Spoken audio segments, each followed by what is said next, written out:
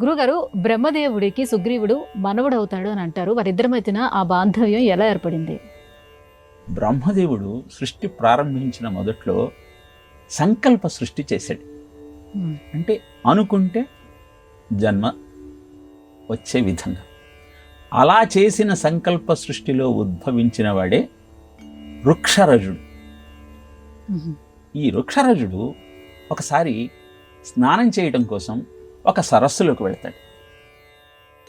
ఆ సరస్సులో అంతకుముందు పార్వతీదేవి స్నానం చేస్తూ అందరూ వచ్చి ఆ సరస్సులో స్నానం చేయటం వల్ల అది అపవిత్రమవుతోందని భావించి ఎవరైతే ఈ సరస్సులో స్నానం చేస్తారో వారు స్త్రీమూర్తులుగా మారిపోతారు అంటూ శపించి, వృక్షరాజుడికి ఈ విషయం తెలియక ఆ సరస్సులోకి వెళ్ళి స్నానం చేస్తాడు.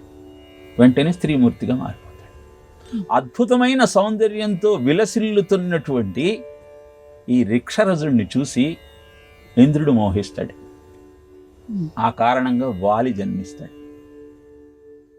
అనంతరం సూర్యుడి ద్వారా సుగ్రీవుడు జన్మిస్తాడు.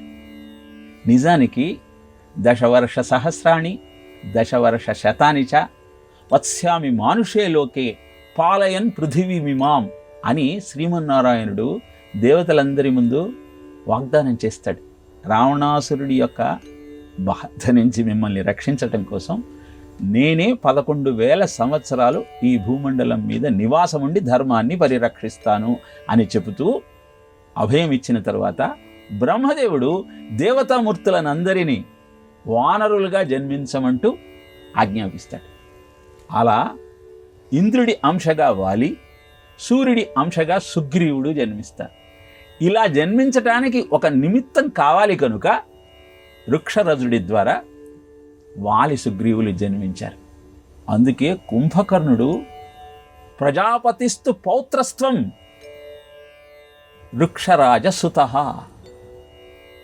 శృత పౌరుషం కస్మాత్ గర్జసి వానరా. ఎందుకయ్యా సుగ్రీవ అరుస్తావు? నాకు తెలుసు నువ్వు బ్రహ్మదేవుడి యొక్క పౌత్రుడివి, వృక్షరజుడి యొక్క కుమారుడివి, అర్థమైంది. అంత మాత్రాన నన్ను గెలుస్తాను అనుకోకు, అనవసరంగా అరవకు అంటూ కుంభకర్ణుడు సుగ్రీవుడితో యుద్ధం చేస్తాడు. యుద్ధకాండలో 64వ సర్గలో మనకు ఈ శ్లోకం కనపడుతుంది. అలా బ్రహ్మదేవుడికి సుగ్రీవుడికి వృక్షరజుడి ద్వారా బాంధవ్యం ఏర్పడి బ్రహ్మదేవుడి మనముడిగా సుగ్రీవుడు కీర్తింపబడ్డాడు.